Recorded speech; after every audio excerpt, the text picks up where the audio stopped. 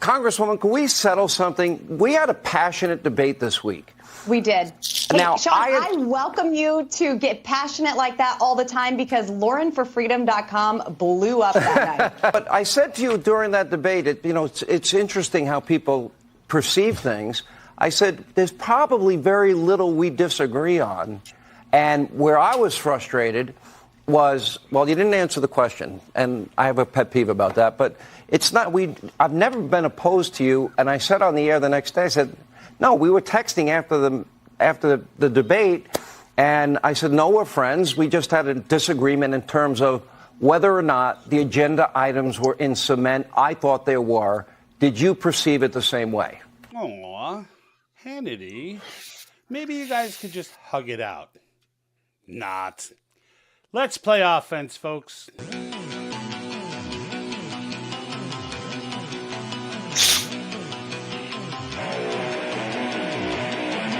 Doesn't anyone notice this? I feel like I'm taking crazy pills. I don't want you to write. I don't want you to write to your congressman because I wouldn't know what to tell you to write. I don't know what to do about the depression and the inflation and the Russians and the crime in the streets. All I know is that first, you've got to get mad. Has the whole world gone crazy? Am I the only one around here who gives a shit about the rule? You have the luxury of not knowing what I know. I want you to get up now. I want all of you to get up out of your chairs.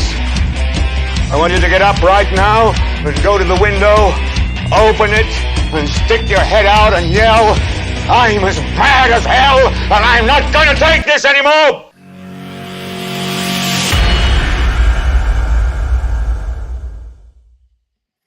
All right, I appreciate everybody for jumping on. I got Ruben with me today, and, we all know this McCarthy vote went through last night. And, a lot of people are wondering, well, what did we get out of this? Did they sell out? What happened? And, I've been looking into it all morning and last night to try and determine what exactly we got out of this. And it, on the face of it, I can tell you, it looks like I think they've won in a sense of they've gotten as much as 5 people can get. I don't count the whole Freedom Caucus because most of them sold out from scratch.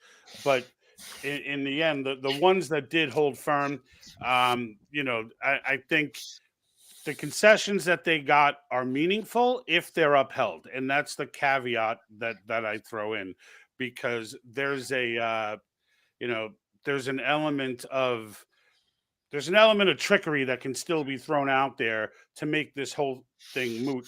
And some of the guys that I know Representative Perry and a couple others had commented on, I'm happy with the result as long as they stick to it, basically. And it's the as long as they stick to it part that leaves a skeptic like myself,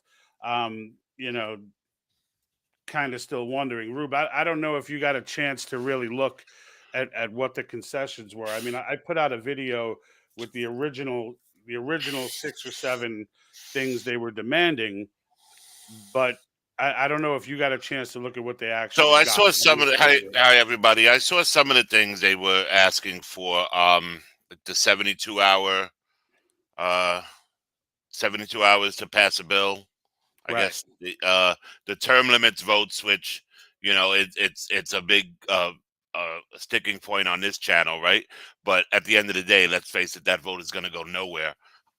Nowhere. A lot of fast what they were in asking Congress. for really were Article 5 issues. Right. They really term were. limits. They're asking for balanced budgets. They're asking for oversight and stuff on government overreach.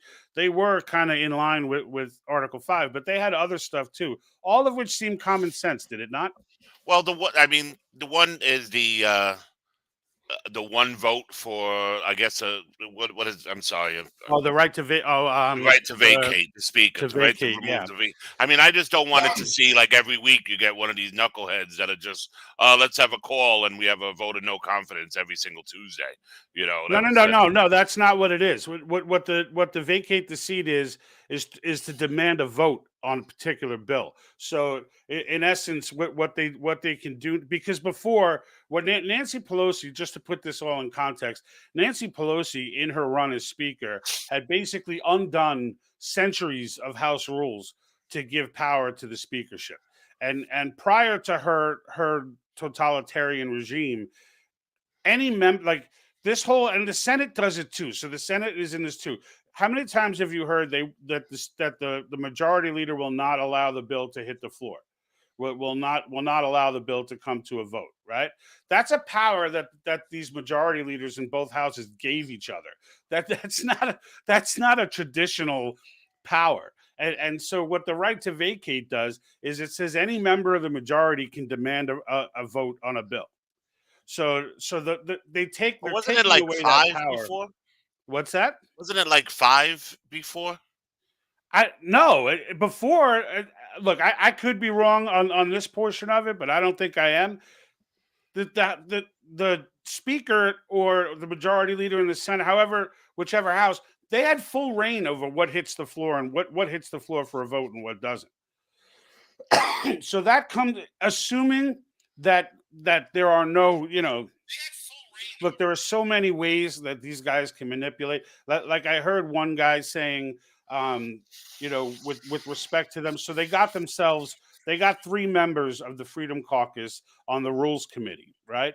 Now, why is that significant? Because it's usually a 7-4 split. So having 3 members on there is significant. However, one person brought to light saying, you know what? They could just increase the number of people on the committee and make 3 an irrelevant number. So like there are ways for them to manipulate. I don't think the RINOs are done yet, right? I think that's the point. And I think everyone needs to watch this closely because there's a lot of importance to what the Freedom Caucus is doing here. Whether you agree with what, I don't see how you could disagree. Even if you're a Democrat, if you're a voter, if you're a Democrat politician, I get it. But that's the same as these RINOs. If you're a voter, I don't see how you can disagree with anything that they pose. Nothing radical, nothing. I mean, like, and this is my biggest intrigue with the entire thing is that this is like when you read that list of initial demands that they had, and it wasn't just for McCarthy, it was for any speaker that they're going to support. And what they're saying, when you look at that list of demands, and I outlined them in that previous video, it's not like this should have been like a no, like the proposed speaker, McCarthy or anyone else, if they're claiming to be a conservative, should have been like, of course. Why are you even writing this letter? Like, I don't even get it. This is the list I have. Not a week-long fight, months-long fight. Like this is the list I have: the right to vacate, term limit vote, single subject bills, which I think would be awesome. But yeah, and the single subject. So I went through. As a matter of fact, you know what? I can put this as a link. Texas border plan. And I'm going to drop a link in the comments right now for the actual rules for the 118th Congress. So because it wasn't easy to find, believe it or not. Did they pass the rules, the new rules last night? Because that MTG said they were going to pass it last night. They were going to swear in and then bring it right to the floor last night. That's what I thought when I went to bed. And when I woke up this morning, there are rules that I was able to find. So I'm assuming these are the rules. And everyone seems to be in agreement that, and guys, the link for it is in the comments. So as far as the way everybody's talking about it, including the RINOs, it's like, yeah, these were approved. So as a condition. So, and the rules have to get approved before. Actually, that's not true. They can swear in everybody before the rules are affirmed. But there'll be another drama story there if they didn't get confirmed. I'll tell you one thing. I spent a week watching C-SPAN because honestly, I just couldn't keep up on Twitter or anything else like that because it's just like I told you last week. Everything's an opinion piece, right? You look up on Twitter and it's everybody with their opinions, and it's this guy's a jerk off, and it's all the bots that are still on there, right? Well, they're bots when you see 25 accounts that say the exact same thing. Verbatim. Well, honestly, the thing for me was like the only people I've really been listening to are the RINOs. Like those are the people that I really had my ear to the wall for. Now, everybody's a RINO. Like the fact that MTG folded so fast was amazing. This is what I learned, right, from this whole. But I didn't learn it, but like this is what I confirmed, right, from this whole process is how structurally broken the government is. And this is something I've been saying forever. It's why I advocate Article 5, because if you don't fix this structural damage, and you can't do it by electing people, you see 202. I want to make a T-shirt for the T-shirt store that says, I'm not with the 202, right? Because 202 Republicans were elected to office by their constituents. I guarantee you, I don't need to know all of their constituents. I guarantee you that all of those people were in support of the basic 101 conservative values that were in these requests. Like the fact that this had to go on this long, and this pirate looking dude, what's his name? Crenshaw, we're supposed to just let him say and do whatever he wants because he's a veteran. Like that's pretty much, if you try and go against Crenshaw, they throw veteran in your face. Well, no, sorry about that. I don't care. This guy is worse than a rhino. One of the WEF's young leaders, all right, up and coming young leaders that they come out with a list of every year. That's who this man is. And the more he comes out and speaks, along with the rest of this merry band of doodadoos on the Republican, in this Republican Rhino caucus they got going on, like I can't deal with it. Like these issues should have never been controversial, ever. The idea that now even the idea that you would have to fight a Republican Congress for a balanced budget. Like that's where we're at now. And I guarantee you the constituents that elected every one of those 202 people did not have that on their agenda. But yet here they are. And I guarantee you that none of those 202 people ran on that platform. But yet here they are. All rallying against. Dude, they put in their request, they didn't say we want people from the Freedom Caucus. This is what I found interesting. They didn't say we want people from the Freedom Caucus on committees like Ways and Means and Rules Committee. They said we want conservatives on those committees. Right, which means there's not conservatives on there right now. That's exactly correct. And what got me the most is that didn't bother any of these friggin' rhinos that are out there arguing this case. These people, this is a two-wing on the same bird situation with 5 or 10 people who are outliers. And what gets me is that people like Marjorie Taylor Greene, who I don't want to beat up too much because she's a young congressman, and I feel like this might have been a learning experience for her. Generally, I agree with what she does. I'm not throwing the baby out with the bathwater, but Trump, like everybody's telling everybody to get in line. That's what you're hearing from everyone, from Trump, from Marjorie Taylor Greene, like across the board. Everyone is agreement except for these 6 or 7 people who are like, no, like this is not. We promised our constituents who we represent. We don't represent the Republican Party. We don't represent Donald Trump. We don't represent any of you people. We represent our constituents, and we ran on a platform of X, Y, and Z. That's all we're doing right now. And everyone's acting like we should all be upset that the democratic process is taking place. They're angry because, I've heard people like Hannity say, and I'm going to get to Hannity in a minute. I've heard people like Hannity and Bret Baier and some other coconuts, doodadoos, Brian Kilmeade and the rest of these coconuts on Fox. I've heard them all say, I'm jealous of the Democrats because they're so in line. Because they don't have to deal with this type of drama. And it's like, what type of drama exactly are we talking about? We're talking about our republic and the drama of, like, they don't have to deal with all this constitutional republic crap. They decide their issues years in advance and just go ahead and votes are just a formality. That's how we should be. It's like, what the hell are they talking about? It's just, This should be an eye-opener for everybody out there who thought that elections were going to fix problems. For everyone out there that if you needed an exact example of why elections are not going to fix problems, this is what we've been talking about. On display for everyone to see. I almost threw up in my mouth last night listening to McCarthy speak when he was doing his acceptance speech. I almost threw up in my mouth. Talking about draining the swamp. I was just like this is like vintage garbage right here. He is the swamp. He is the swamp. That's what I'm saying. He's the algae that grows on the bottom of the swamp. It's Like like he's been watching there the so same long. movie over and over and over again and insisting that this time it's going to end differently. Hey, you want to hear something funny real quick? I'm just looking at these are 3 different polls that were conducted at the end of last year, 2022. Political, The Economist, and one other, RCP. I'm not sure which one that is. These are Kevin McCarthy's approval ratings. Favorable, in order, 22%, 23%, and 34% is his highest approval rating is 34%, whereas unfavorable is 40, 43, and 44%. Nobody likes this guy. You know what I mean? Nobody likes this guy. There's not anybody in the country that voted for any of these 202 that likes this guy. And these guys get in front of a microphone and they gaslight you and insult your intelligence by continually suggesting that the American people want this to get through. The American people are going crazy watching this all take place. I tell you what, I loved it. I think we talked about this the other day. So did the rest of the American people. These people are just they're such dirt.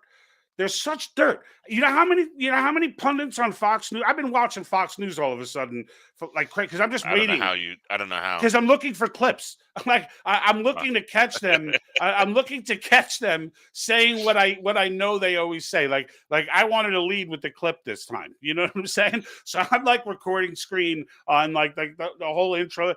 But in the end, like they were called called them insurrectionists. This is where they sit, right? There's a club that we all know exists, and Fox and the ones that see, like people like Bernie Sanders. Like I don't agree with Bernie Sanders on anything, but I absolutely respect Bernie Sanders because Bernie Sanders tells you Bernie Sanders knows who Bernie Sanders is. There's no part of Bernie Sanders that is not a socialist. I don't care how crazy you think socialism except for is. his wallet. Well, right, except for in practice, but that's all socialist. Except for his 7 houses he owns. But he really does believe, with the exception of his own finances, that socialism is the way, right? Like when he goes out there and gives a stump speech, there's no matter how angry it might make you as a conservative, there's no part of you that thinks Bernie Sanders doesn't believe what he's saying, right? And that's that's what you get from these guys. Now Gaetz does some trivial nonsense, like suggesting Trump for House Speaker. Like he trivializes things that don't need to be trivialized. But Did you see MTG's face when he did that?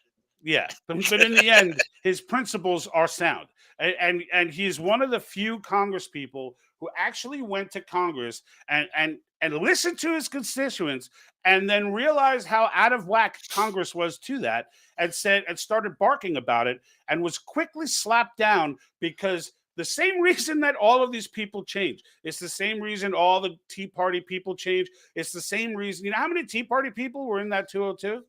Like all those people are still in Congress. These were supposed to be champions. You watch these people as soon as they get elected, like you could know somebody, right, personally, and know that this is a good human being, that this person absolutely believes in what they say they believe in, and I'm voting for this person, and that person wins, and a month later, you don't even recognize that person because they're quickly knocked in line by people like McCarthy, like people like McConnell, Nancy Pelosi, all of these people who constantly by breathing make the case for term limits. These are the people who control the House. And it's like the idea that if people want to keep voting for him, they should. No, because these people are affecting the legitimacy of representatives from other states. Like when they stay there too long and they get too much power and they grow into these beasts, you live somewhere in Arkansas, you elect somebody to a position because they're a freshman senator. They're going to get swallowed. All the stuff that they told you they want to do, you cannot elect somebody who can go in and be effective because of the people who have been in there for so long. And you know what? Don't forget. Here's another thing that frustrates me to the end. Nobody gets elected, and this is going to sound, I'm trying to figure out how to put this, with a true majority of their constituents, because the true majority doesn't vote. Like, and let's take Belleville, for instance, in my town. We have about 30,000 people that are eligible to vote. You know, I think in the last election, which was, you know, a big turnout considering, I think it was like 4,500 voted. You know, and that's considered a Right. huge turnout. You know what I mean? So, Right. like our mayor, and you know, this is nothing attacking our mayor at all because I personally like the guy. He won with 18% of eligible residents voting for him, and he won in a landslide. But only 18% actually voted for him if you take into the Right. account the amount of people that actually live here. You know what I mean? So that's why you're never going to vote your way out of this. Also, just never, ever. Look, election and guys, I don't want to give the impression that I don't think elections matter because they do. But the reason right now they don't matter, it's not because the Illuminati is fixing elections. Okay, that's not why I'm saying right now elections you can't elect your way out of this. Elections matter, all right. But what the problem with them is again is not the Illuminati. It's friggin' or whatever whatever organization we want to ascribe the theory to. But what I'm saying is the problem with elections right now is that the government is structurally broken. It's the house of cards. It's not the person you're electing, it's what you're electing them into. That's the problem. And that's the reason why convention of states is the only way to fix this. Because if that's what starts to correct the structural damage. All right. Once the environment is cleaned up, now you can elect someone and they're not going to get chewed up and spit out by the machine. All right. And that's the entire purpose of this. And it's on display right now in our own Congress. And just to get on to Hannity, well, you know what? I want to cover a few of these comments because they're stacking up here. And I haven't, Facebook is on fire right now. And we are streaming to YouTube again for the moment, at least until, until I say something that some 20-year-old kid doesn't like and he interprets it as if I want to take over the world. So I'm going to go back. I've been flashing them as we've been talking, but oh, and then I flashed this by accident. It's one of my own. I'm going to flash it again, though. Folks, you can now support the channel directly through Facebook through stars. It's 1 penny per star. So far we put it out there and we got 100 stars. So, but you know what? I don't care. That's awesome. That's support. And you know what? 50 cents, right? That was cool. This stuff ain't cheap to do, and it's incredibly time consuming, although I love it and I've spent the money on it for all of this time. So, but I'd be remiss to not put that out there. But Leslie Penrod of Facebook, if Hannity is trying to distance away from being a rhino, he should just apologize for waking up in the morning. Yeah. Look, Hannity's situation, I watched that interview. You can find it on YouTube. Look, the video that I put out bashing Hannity got well over 2,000 comments, and I swear to you, there was not one in support of Hannity. Not one. Now, you could say, well, George, your following is, it's skewed because, well, yeah, it probably is. However, not one. You know what I'm saying? And look, trust me, when I say not one, I go through, most of I go through, especially those that now that they give stars, they put that stuff right up in front. So that's like a guaranteed response. But even without the stars, I go through the comments and start engaging people. And I got people messaging me like I'm completely engaged. And I'm telling you, nobody was on Hannity's side. Nobody. Nelda Wall over on Facebook. Hannity has no backbone. Yeah, that's exactly the point.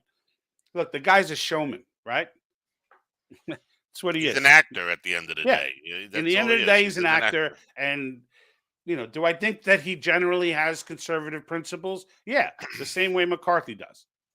Like those principles, like there's the idea that the problem with Hannity and what makes him a rhino is that he's okay with the excuse that, well, that's how it's always been. Like even though it's incredibly damaged and is hurting the republic, if it's always been that way, then it's okay. And if the designate, he follows the chain of command, like he's the kind of guy that has no problem. He's against term limits because he's okay with McConnell being in control of the Senate forever. Like McConnell's not a bad guy to him, right? McConnell's not like that's how out of touch he is that McConnell is not like if anyone is ever watching this from Kentucky, can you please explain to me Why what you the keep hell voting you for guys are McConnell? thinking during primary season? Because every year during primary season, you screw the pooch, or every election that he comes up, you screw the pooch, you miss the boat in the primaries, and you end up putting this guy back in office, which is just screwing the entire freaking nation. Just stop it. What else we got here? Beverly Susan Mellenby over at Facebook. What's the status of the Vietnam veterans volunteered for HR 841 in 1991? Any survivors? I got to be honest with you, Beverly. I'm not 100% versed in this. So I can't really. I mean, Ruben, are you familiar? Because, clearly it's a big deal that I have dropped the ball on, but I'm not familiar with it. Can you look that up, Ruben? What is the status of the Vietnam volunteered for HR? Look up HR 841, 1991. See what it is. Maybe we'll come back to it. My own ignorance. I apologize, Beverly. That's my own ignorance. I'm not sure about any of these people. My question is, why didn't they push things for the people in the first place? Exactly, right? So Gene Langerquist is echoing my sentiments exactly. It is. These things are supposed to, like McCarthy should have been championing these things. Like I guarantee you, and McCarthy, I don't know what district here in California he represents. It's sure as hell ain't mine. But in the end, wherever his district, I guarantee you. And for those that don't understand, conservatives in California are real. We exist all over the place. There are patriots everywhere in California, just not in San Francisco, Sacramento, and LA, but they're everywhere. The entire inland of the state really could break off and would be a conservative state if it broke off. Like that's how much of Cal. It's literally just those pieces of the coastline. It's not even the entire coast. So, but yeah, why are these things not normal? Why do they have to fight for these things? It just makes no sense.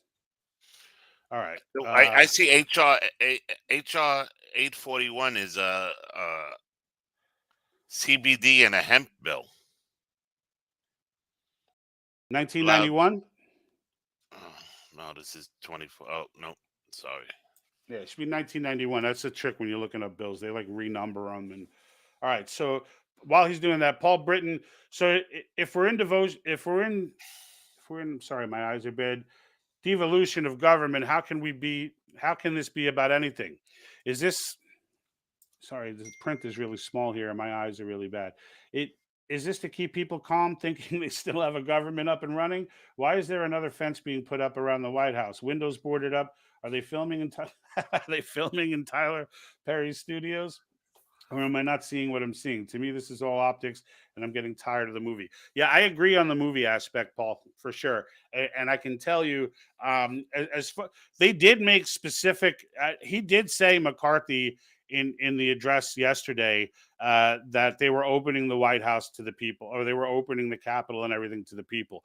So I don't know now around the White House. I don't know. I don't know what the deal is there. That would be a Biden call. But and as far as windows boarded up, I don't know. I have no idea what's going on there.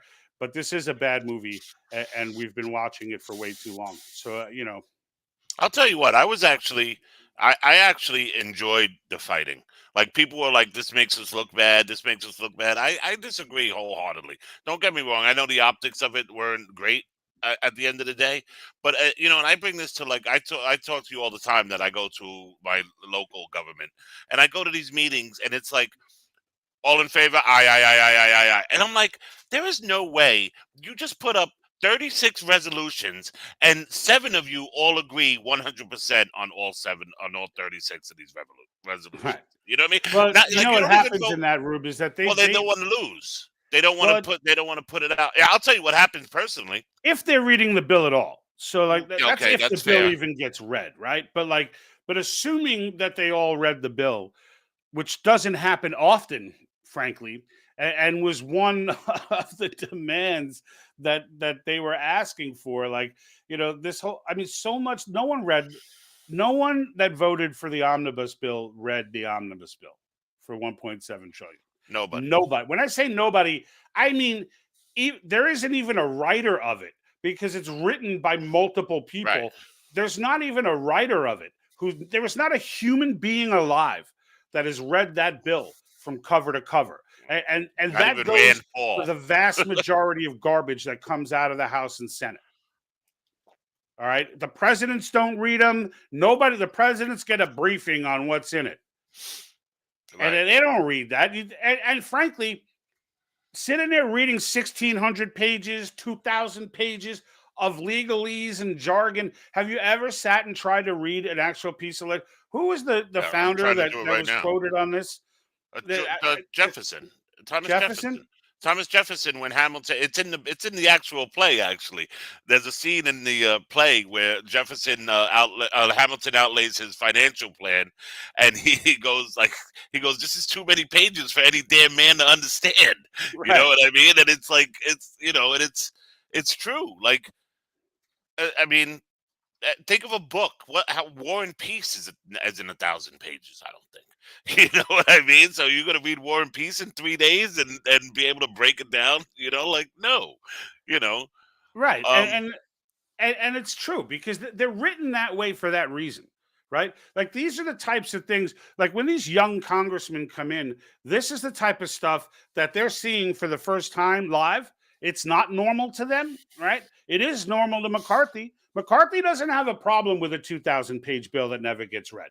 he hasn't read a bill in 20 years. Right. He hasn't read a bill in forever. He's been voting on stuff that he has no clue what's in, and that whatever. Oh, they told him this bill is he'll give you the cliff notes, but he don't know what the hell's in it. If you turn around and take any bill that he voted for and pick something off of page 1022, on the 20th line and ask him a question about it, he's not going to be able to answer that question because there should be no look, Meckler from Convention of States was advocating for this single subject amendment. I have always been advocating for it. I took it to another level and said there should be a stipulation saying like no bill should be longer than 10 pages with number 8 font.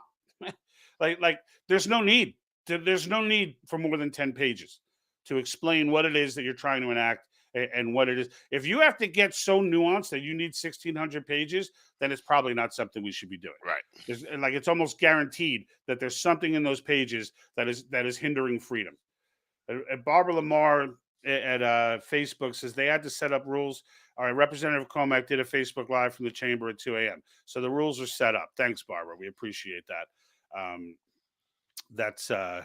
I was almost positive that they were, but So all of them are set. All the new rules are set. That's what I put the rule. link in the comments for. Those are the rules. That's what I thought. It wasn't easy to find this morning, probably because it's still early and they recently released. But the rules were put out, and I did make some notes on some of them. So like some of the things they did get. They got, the way it reads, I'm not sure. It says requirement with respect to single subject bills.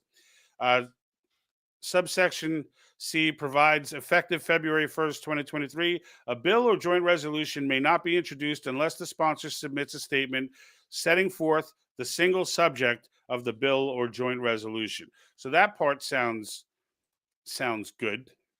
I'm But looking then at it the says, Washington this Examiner. statement must be included with the statement required by clause 7C, whatever that. Like this is the thing, you got to go back now and find out what clause 7C is, but it's like a statement for any bill and joint resolution introduced prior to the effective date shall, to the extent practicable, be submitted by the sponsor prior to the committee. So it looks like they got the single subject bill. I want to see how that plays out because it's very vague here. So I don't trust any of these people, right? So like when it comes to it, I don't trust them. And if you don't trust them, and there's a million ways to manipulate stuff, it becomes, now they did add in a select sub. What's that? What I'm looking at, the rules that they did, if this is right, this is 55 pages long. No, you can go through the comments. Yeah, I put it up there. There's a select subcommittee on the coronavirus pandemic. So again, I'm skeptical but optimistic. So as far as the coronavirus pandemic is concerned, and all of these all of these things. I don't these investigations that Congress does, like Levin was like the investigations that are pending are being slowed down by these people, and I was just like, "F you, dude." like Nothing's gonna I come could out of care anyway. less about. Look, anyone who thinks the House right now is about to go gangbusters and turn the country, back to Yeah. the republic it should be, is insane. That's not going to happen. Okay, there's going to be a lot of bickering, a lot of talk, a lot of garbage. But then they'll have these investigations. No one's getting arrested. Nothing's going to come of it. But please, someone tell me the last congressional investigation that you watched or even knew was happening that resulted in something. That resulted in some sort of, like, these are like clubs. They like get together, investigate stuff, and then they talk about it and make good YouTube clips. This is why I don't want cameras in the freaking Congress. You ever see the movie Lincoln? No. Yes. Yes. Those exchanges that they would have in Congress, right? Like, they seem like crazy, like crazy to people today. But that's what happens when you don't have cameras in Congress. Well, but Like, that's they what go at it. They let them go at it. Like, let them say what they got to say. Let them. I don't care. I just want a good sausage, right? I don't need to. The what's her name? Elan, the Omar, the one from Yeah. Minnesota, wherever. You know who I'm talking about. Yep. She posted a picture of the one guy, I forgot his name, trying to looking like he was going to attack Matt Gaetz, which he wasn't. And Gaetz Oh, probably turned yeah, around yeah. and beat his ass. But I mean, Ruben, hey, he didn't mean that, YouTube. He's no, not really. I didn't mean that. It was No. metaphor. It He's was not encouraging metaphorically. violence in any way. Just, But Ruben, you're gonna.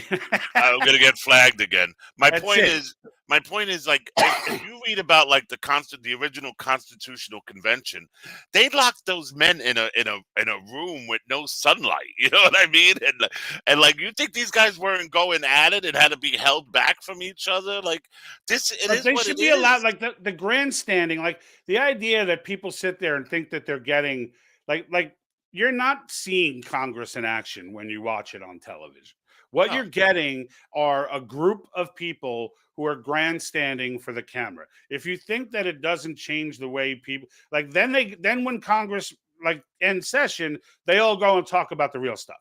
Well, you know what? I would love if C-SPAN, when they do show these people, going up there and giving these passionate speeches, they should do it from the, in NFL terms, the all 22 cam. You know what I mean? Pull back and show you that he's talking in front of a room, that there's Right. nobody there. He goes in Right. there and he films himself talking in front of literally nobody, because half of the Democrats are voting by proxy right now. I think it was Chip Roy said it the other day. He looked over, he goes, you had 222 votes for Representative Jeffries. It's very nice to see 212 of you actually show up to work. He goes, most of you haven't been here. The one thing he even said, he goes, the one thing that was good about this whole week is that seeing everybody here, because you guys have not been here for the last 2 years. Right. You know what I We're mean? giving cookies now for stuff you're supposed to do. Right. And that's why, we talked about it the other day. Like, people are like, oh, this is horrible. Can you believe? No, yes, I can believe what's going on. Not for nothing. This should go on with every single bill. Everyone.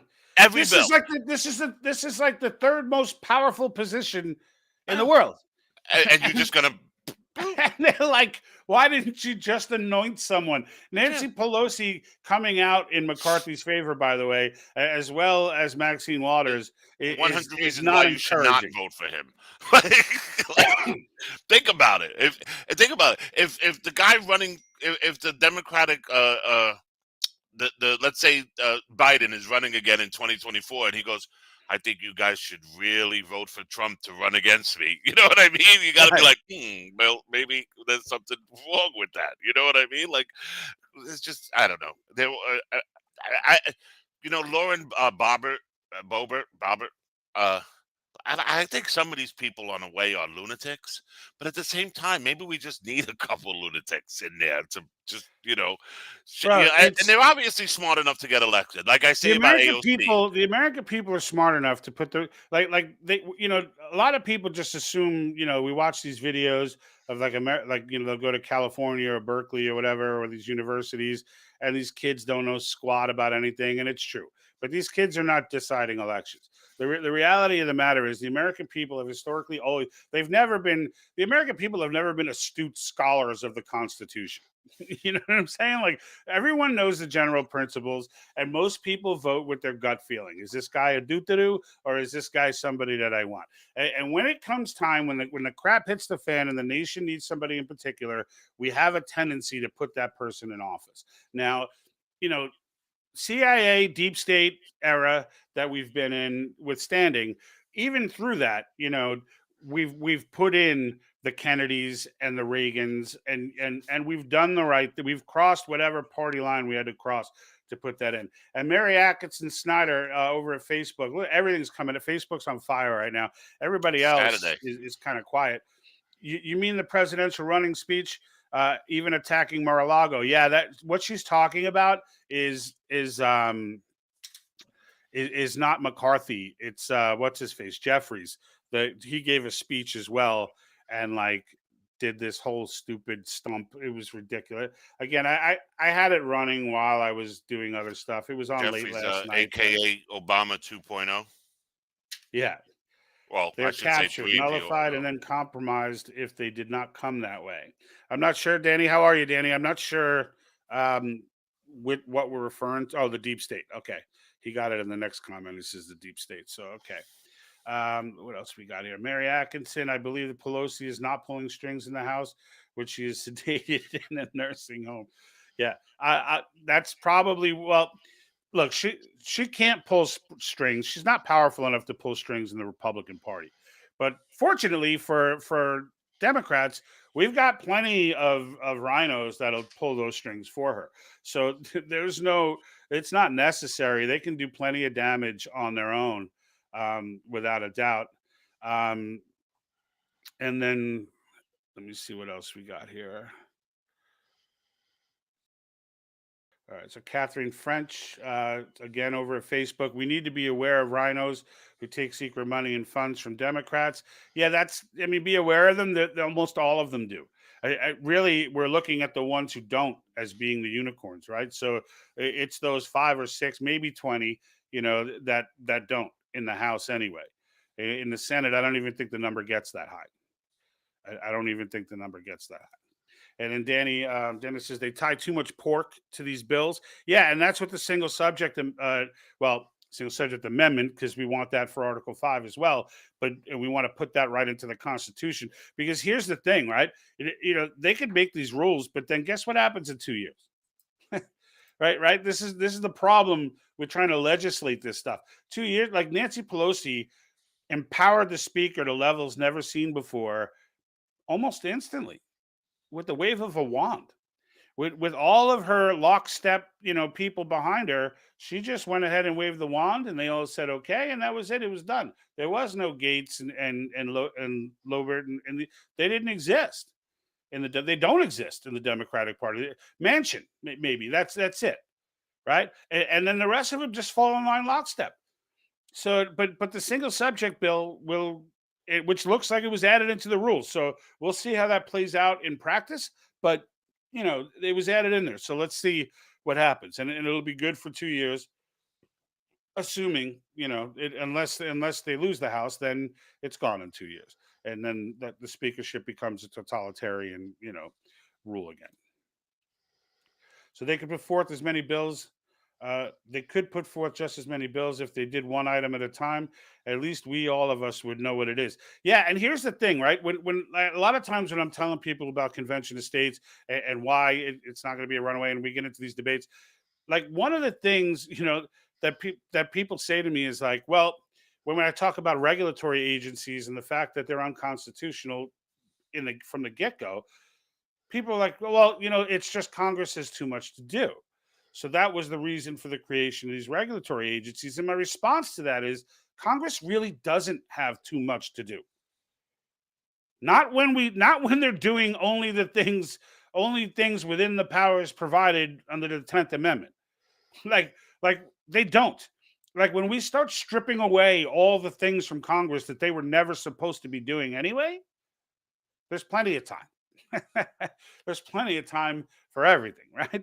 Whether it's one, there won't be that many bills, even if they're single item, because it's not necessary. It's not necessary. So let me see here. It's surprising that the bills aren't reacted. I don't know what that means. Retracted, All right, I'm thinking. maybe it was I could think be a it means spell check thing. retracted. Mary Rose Huff over in Facebook again. Congressman Kat Kamek said that the Republicans have a rules package put together, but it won't be voted on until Monday. If it's not voted in, then they will be back to the drawing board.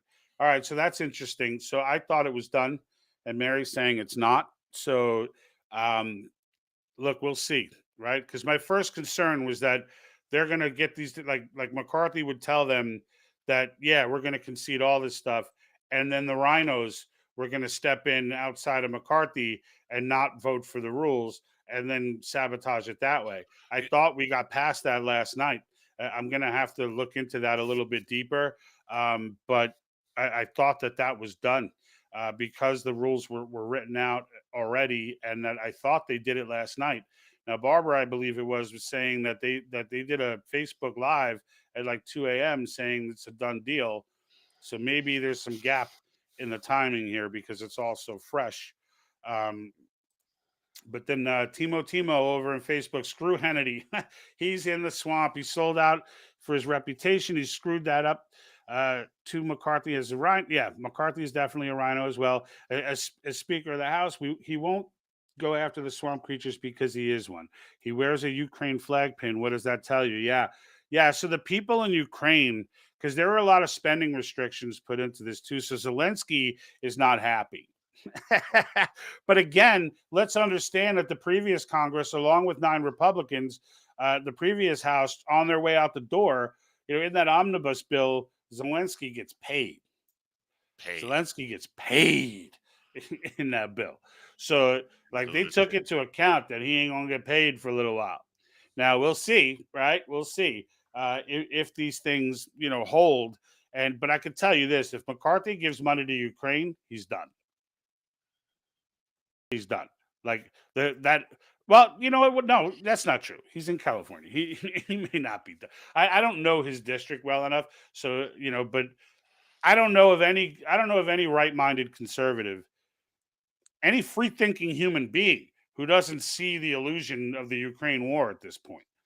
Do you realize that we've given them more money than that we've doubled Russia's spending budget on the war? Like Russia doesn't spend as much money as we've given. The their whole military they don't even budget. know how to use the equipment we're sending. Where is the money going? What do you do? We give him $64 million. What does he go to War Depot and pick up some guns? This is what I don't understand. Where does this money go? Does he use the money to build a wall that they can't get? Does he pay off the Russians? So with the amount of money he's getting, he could just stand there at the border and be like, here you go. And give the money to the Russian soldiers like we did in the first Iraq war, where they were like, hey, you're going to feed us? We'll sit down. You know what I mean? Where is the money going? I don't understand. You go to a store and buy, this is what I don't understand. I want to see receipts. Go to War Depot. I might use that as a quote for some sort of intro video. And again, I'm not saying that we should go to War Depot and buy guns we're not advocating. I'm not advocating for war. And this is what's crazy. The Democratic Party has become the party of war.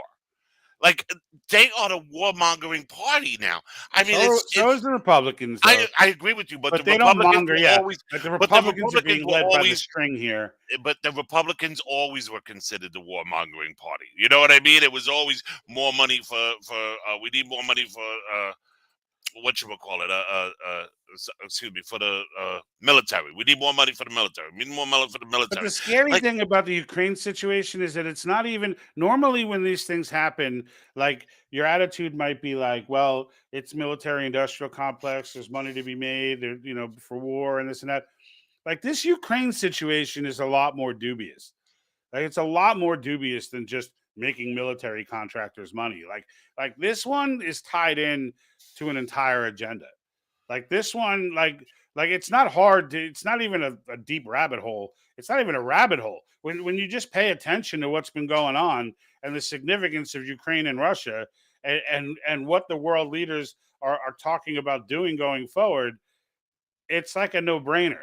Like these are the two top, fertilizer producing nations in the world. Like, you've got a world organization out there who's telling you we're going to control the food supply, we're going to control the currency, and we're going to control the energy supply or the energy industry. And then all of a sudden they instigate a war, which was totally instigated by NATO. Everyone in their mouth. You didn't have to be a political scientist to know that if the United States demands Ukraine be in NATO, that Putin was going to go into NATO.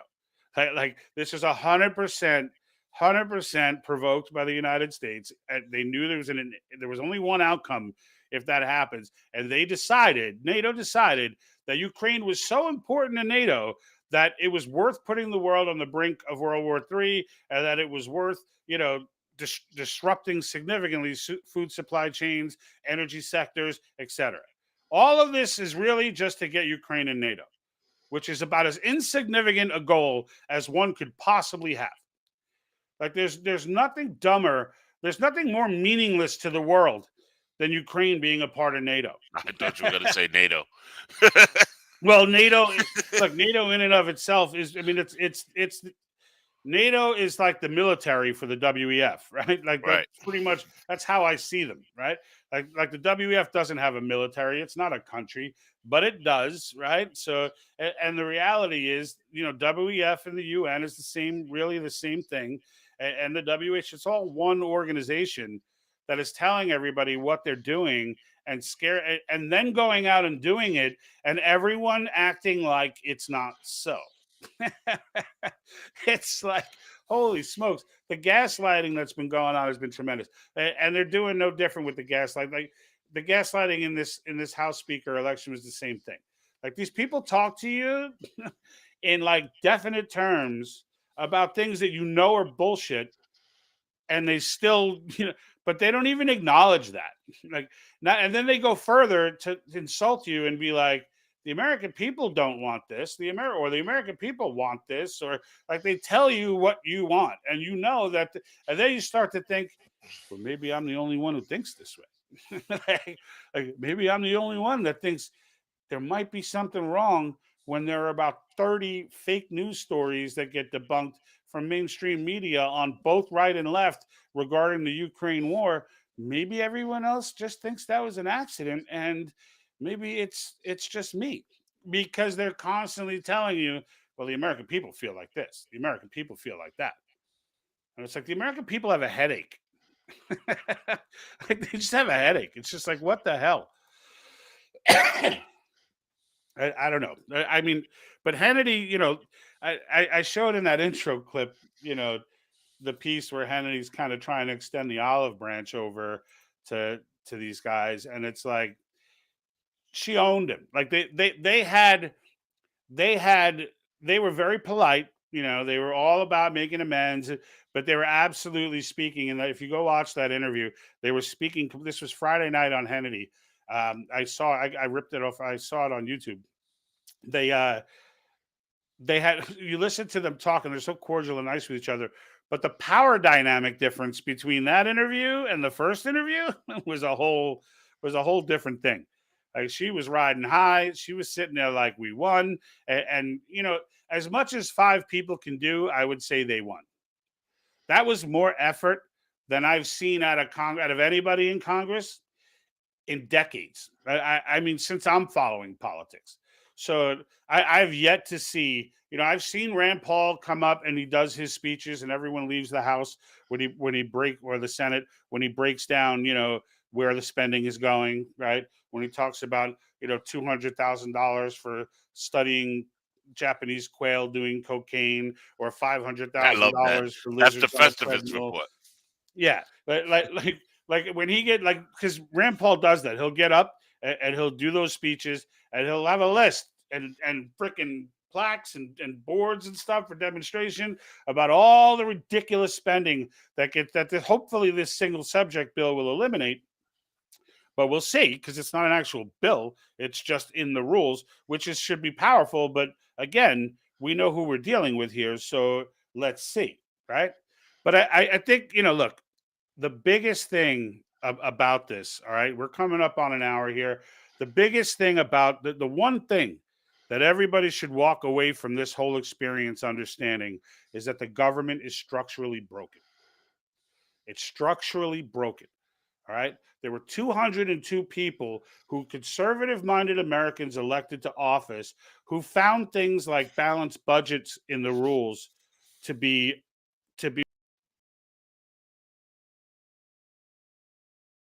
drama. Well, I don't know what just happened. Let me ask you something.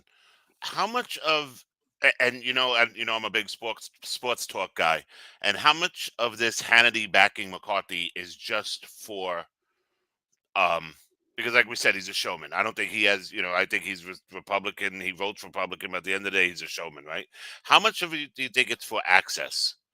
How much do you think it's, It's a lot, 100, like for access, like, because there are baseball players, there are guys here, and they can't tell bad stories about Dolan from the Knicks is a perfect example. If you write a bad story about Dolan, he had WFAN banned from the Garden. Like, they couldn't even play clips on the air of Knicks games because one of the talking heads went after him so bad during the Me Too movement. And like, how much of Hannity's thing is access, that's why he's backing, because if he loses access to the Republican Party, to McCarthy, his show's done. Let's face it. Well, yeah, and you're right, and that's a great point to make, because that's a huge play in why all of these journalists sell their souls. Because in the end, look, it takes cajon. Like Tucker does. Like Tucker's a good example, because at some point in Tucker's career, and I guess it was a few years ago, Tucker wasn't always what Tucker is now. Tucker used to be, when he was on Crossfire with Greta Van Susteren in CNN, a decade or two ago, or he was, even when, he was a pundit on Fox, he had a moment, and he actually talks about it in this interview I watched, where he had this moment where he just realized that, like, everything he believes in is not what's happened, is not true. And it to some degree, it cost him that access. Like you don't see Tucker. Tucker has guests on his show. He has people on, but they're only truth seekers. He doesn't have nobody in Congress or elsewhere that is a part of the establishment that, as we know it, will go on Tucker's show. None of them. They want no part of that. They want no part of him, because they understand, like, to them, it's like, oh, he went rogue, right? Like, I think he's gotten so big that it doesn't matter. He doesn't need it as much as right. And that's but he talks guys. about this actually, though. Like, he says, like, there was a moment, and it was some years ago where he, like, made a decision to be this way. That he like me actually had believed a lot of the mirage, and a lot of, and had to eat his own humble pie. As I always tell people, the first thing, like, well, what do I have to do to start, being able to look stuff up and do, and my first thing I say is, like, you need to eat your humble pie first. Like, you need to accept the fact that whatever side of the aisle you're on and whatever you believe was true is just not true, is likely not true. Right? Like, if you're a Democrat and you think that somehow, this messaging that they give you about diversity and inclusion and equity is not a poison pill, then you're being, you got to eat your humble pie and realize that there are evil people in this world who have been selling that message and destroying country after country after country with that same message for a century. And if you're Republican and you believe that the Patriot Act was really for our defense, and you believe the Iraq War was just, and you believe, the list is endless, right? The list is that you think the CIA is really, you want them on that wall kind of thing. Like, if you're that person, then, look, we got a slice for you too. Like, everyone, if you think today's media and the kids today and the music they're listening to is just, is just all, pumped out by this Marxist effort to separate families and ruin morality, Well, you've got to go back and look at your own music when you were a kid and realize that was too. Like the second the industry takes over any genre, it's done. It's in the messaging camp. Hip hop used to be about genuine stuff on the streets and whatever, and then it became big, and then the industry got hold of it, and then it became about pimps, hoes, you know, and whatever. It started degrading women on epic levels. Why? Because not because all of a sudden, people started acting. It's because the industry took over. Heavy metal, you know, rock and roll was rock and roll, and then heavy metal came in, and it was like, well, wait a minute, now it's all about, think about it, Motley Crue, right? You got Shot at the Devil, Running with the Devil, Black Sabbath, like these are all bands that people liked and enjoyed, and they never do they think like, well, that's like Ozzy Osbourne wasn't in on all this. No, the individuals are not in on it, just like the artists today think that, think that they're not a part of this thing. It's not like someone walks up and says, "Hey, you're in the Illuminati club," right? So I think a lot of the hip hop artists know, believe it or not, they know. the They know. hip hop They know artists they're not. maybe because a lot of them today are created, right? They're not even That's like what I mean. You got their actors. Yeah. You got Drake. He was on Drake is the number one actor. He was on Degrassi Junior High, for crying out loud. You know what I mean? Like, Yeah. even No, Tupac I agree. was an actor before he was a rapper. You know what I mean? I agree. But I mean, that's neither it's here nor there. and I hip think hop everybody's an actor. generally finds its as it handpicks people to do this with. They generally pick people in really poor neighborhoods and really poor, Sure. and they're like, hey, we can pump you up, we can make you rich, whatever. Well, a perfect Sign your soul example of right that here, is, and it's like, oh, sure. back in the days when we used to have mixtapes, you would hear some of these artists and their mixtapes were like fire. And then all of a sudden, when they were putting out these records, it was like, what? That's not who you are. You know what I mean? Like that's I used to listen to you when you were underground. You know what I mean? Like what happened to that guy? Well, that guy wasn't making any money. This guy is. You know what I mean? Well, okay, hey, do you? But my attitude. I think everybody's an actor. All we got to do is look at the senator from the great state of Pennsylvania, for crying out loud, Lurch, being trumped up there. That the guy, other day. I don't even think it's possible for him to act. I would love to see him with a soliloquy on the Senate floor about anything with his wife not next to him. As his wife is just there like this. But look, right, like that's. I mean, that being said, right, like all these 2020, like I'd love to see. I don't even know how this would work. They probably can't. I'd love to see individual states. I guess I was going to say I'd love to see someone, force states to get rid of these post 2020 election changes that were done for emergency, but in the end, it's got to be the states that do it. But it's just like stuff like that pisses me off, right? Like, all right, we all agree COVID's over, no more emergency measures, right? Like anything brought in because of COVID was brought in because of COVID, and now you get rid of it. Like the fact that all these things become permanent drives me nuts. Well, that's why any state with election integrity are Republican states right now. Like you see, and even those, I don't. There's plenty of Republican states that still like don't get it. Like they still don't understand, like how dubious. Like, and I think a part of it is that people don't want to believe. This is the same thing with the populace, right? It's just too much. It's too much to wrap your head around. Like, so wait, you're telling me that some power is so powerful that they're able in 50 states, and it's not in 50, right? It's in like maybe 20, that they can influence elections and and like just wrapping your head around a concept like that is crazy. And no, YouTube, I am not sitting here preaching that all elections are fixed. All right. So stop wherever that 20. I got to keep doing this throughout any broadcast that I put on YouTube because nobody knows what the hell YouTube's rules are. YouTube has a rule. What you should do? They accuse you of violating it, but they don't tell you what you did to violate it, and they make you go look for it. And then you look for it, you don't find anything, and then they're like, "Nope, sorry, you have to trust us. It's there." Let's get an asterisk, like a big cardboard cutout asterisk, and every time you say anything, you put the asterisk up, and it will type in the comments that this is not a solicitation of violence. This is not asterisk. Oh man, I'm telling you that's just it's just the way it goes.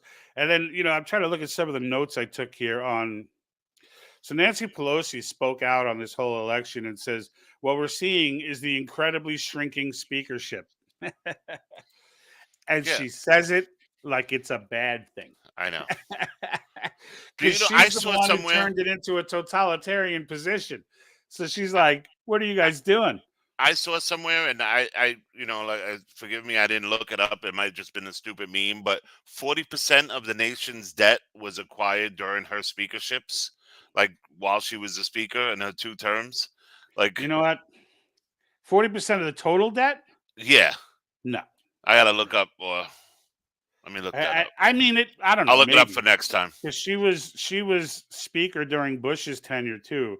He was blowing money hand over fist on the Iraq war, so it's possible. Papa I mean, you got Moderna the didn't Corona, didn't all help the us with stimulus the. stuff. I mean, it's 32 trillion now, though. So I don't more than 15 trillion. It's possible. It's actually possible. You know what? I'd have to look at it. It's actually possible, but but in the end, like none of like that's the whole point, though, right? Like if there are not austerity measures put in directly by the American people, right? What congressman, right, is going to support a bill that takes away their ability to pay back corporations for favors? Like who's gonna do that? They can't do it if they're on a tight budget. So in the end, like who's gonna and that's and I think something that the left and right generally agree on is the unholy relationship between corporations and politicians. I think the difference between the two is that the Democrats trust government and conservatives trust no one. So like in the end, it's like, we look at the relationship to me, at least the way I look, I'm not going to speak for every conservative, but I think, to me, I see this as a government problem, whereas the left sees this as a corporation problem. And like, I would much rather have corruption is going to exist as long as humanity does. But if it's going to exist, I'd rather know why. And with corporations, it's pretty easy why. It's money. It's very easy to when you understand the motives of somebody, you can understand how to prevent them from doing something.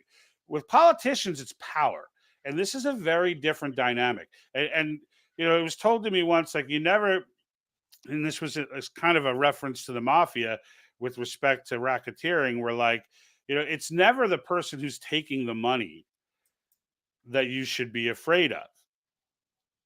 It's the person who's demanding that the money be paid that you should be afraid. I'm sorry, not the person giving the money. It's the person demanding the money to be paid that you should be afraid of. And it's the corporations who are giving the money. But it's the politicians. Like, if you think the idea that corporations are walking into politicians' offices and being like their lobbyists are saying, hey, we'll give you this and this and this if you do this legislation, there's some degree of that going on because of the nature of a two-way relationship. But in general, the power dynamic between those two are the politician having the power. Like, and it will always, money only brings you a certain amount of power. Like, it makes you more powerful than the person without money, but it doesn't make you more person than the person with true power. And there's a big difference between those two things. Donald Trump had to support Hillary Clinton during her reign in New York City. It was not I'm going to support Hillary for if she does this and this for me. It was I'm going to support Hillary so she doesn't do this, this, and this to me.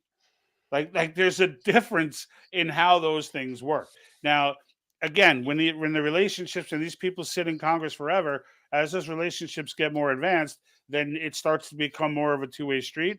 But every one of those relationships sits with the power dynamic being with the politician. Every one of them. And if the politician doesn't have the money to kick back, so they get the favor, and then what do? They write in the loopholes that they owe. Another gaslighting. They write in the loopholes to the tax code that meant for those corporations so that they can repay them with your money for the favor that they received. Well, if you eliminate income tax, there's no money to pay back. That company's gonna pay the same taxes regardless. They're paying the same taxes. It is what it is. Real quick, in 2007, our national debt was $9 trillion, and it's currently at 32. About Approaching 31, 32. 30, 31, 32, depending on what time of day it is. Yeah. Well, I mean, you can look up the debt clock. It'll give you the. Yeah, that's what I was just looking at. The debt clock, real time is 31:04. Yeah. So it's So, approaching I 32. mean, that's that was a tweet by Representative Massey, which it could be true. It is true, No, but it let's is not true. face it. It does sound right. You know, I mean, they it were was all there for the time raising the debt, right. though. Right. You know, You they were just have to all look at when she was responsible speaker. for But it. she was So, speaker the entire time. well, she took a break, didn't she? Didn't she take a When break Republicans took for a 2 change, years? took the House, but that didn't last long. So No. I mean, she's been in power for most of it. But look, in the end, I'm going to wrap it up soon because we're getting on an hour and 15 minutes here, and I want to have an adult beverage and see who the NFL fixed their games for this week. So Oh, you want to talk about a cluster? We could do we a could whole do a nother whole new, episode tomorrow on yeah. what happened. And God bless the poor kid that suffered the cardiac arrest and everything Oh that yeah, came yeah. from No, there. for him, yeah. But That's real quick, I you're think right. the I could funniest get thing is thrown off YouTube 10 times over to have that conversation. everybody was killing everybody for saying questioning what's going to happen with the game. Do you know what the first thing he said when he woke up was? Did we win? like they were like, you had a cardiac arrest, you almost died on the field. Okay. Did we win? Like, Yeah. what do you mean we canceled the game? We needed that game. Like, I'm telling you, I look, that we could do I could do a whole 2-hour episode. I'm a Raider fan, by the way. I'll give that disclosure here at the end of a live episode that no one's going to watch, or at least at this portion. Actually, we still got like 15, 20 people on. So, I just need to understand this. I personally have my debt is $246,000. I'm looking at this world clock, this debt clock, and it's like talk about doom scrolling. like I don't know nobody And it's crazy. If y'all $246,000. ever been to the debt clock website, there's like 1 million clocks on it. And it just like breaks down everything that's wrong with the world numerically in one running ticker. It's absolutely crazy. But yeah, I mean, according, U.S. federal tax revenue ticker. So 4 trillion, almost 4,700 billion, a little less. So let's see, 4.7 billion. And the spending is at 6 trillion. I'm sorry, 4.7 trillion, and the spending right now. Is it 6.1? The budget here, the budget deficit is $1.3 trillion. That's our deficit currently. All right. I guarantee you that's not even factored. This 1.7 trillion didn't even factor in yet because it hasn't actually been dished out yet. So if you think about it, it's really like 3 trillion in the red we're running, and we have to have a Republican House who finds it controversial that there would be people in the caucus that would want a balanced budget. That's the freaking world that we live in. Crazy. I'm curious to know too, for those still watching, because I was seriously going to make a T-shirt and start making a thing out of these 202. Like, don't be a part of the 202. I reject the 202. Like make the 202 a thing, because it's clear that the establishment doesn't understand that nobody was siding with them. That nobody outside of their echo chamber was siding with them. Hannity learned that the hard way. Hannity learned it the hard way. I got to be honest with you. Like, I need to look more into Levin, because I have a ton of respect for Mark Levin. I mean, the dude's smart. He's forgotten more about the Constitution than I may ever know. But like the whole, like him making the snide comments on Twitter. By the way, folks, I am on Twitter now and I'm actually using it. So it's at thepatriotthinktank.com. And I think I even got to look it up. I am starting to actively use it though. So I've been on it for a while, and I never used it because I was never a big fan of Twitter, and I just never used it. But now I am actually considering using it, and I've been using it, and I've been commenting and getting on to people. So follow us on Twitter. Look us up and follow us on Twitter. As we try to grow a base there. I think I've got like 6 followers now. Like, I haven't, I don't even know how to grow a following on there except to ask you guys to go there and follow us. So you should see our content there, when you go. But it's here it is, at Patriot Think Tank. I'm going to put it in. I'm going to put it in the description, and then I put it in the comments. I mean, so that you can all see it across platforms. And then I keep forgetting to do that, which tells you how like diehard I was. But this time I'm serious. I really am going to start tweeting. So I would like to see everybody engage. But again, I look 120 tweets. I don't think they're all mine though. I definitely did not tweet. I have 8 followers. We'll get that up. I'll get that up for you. I have 8 followers, and you know what? And I joined October 2021, and I think I might have followers. What's that? Am I one of your 8 followers? I don't know. You retweeted a tweet though, the one that I bashed Sean Hannity on. So there you go. There's an idea of the type of tweets you will get. Me bashing Sean Hannity and the rest of these doo-doos.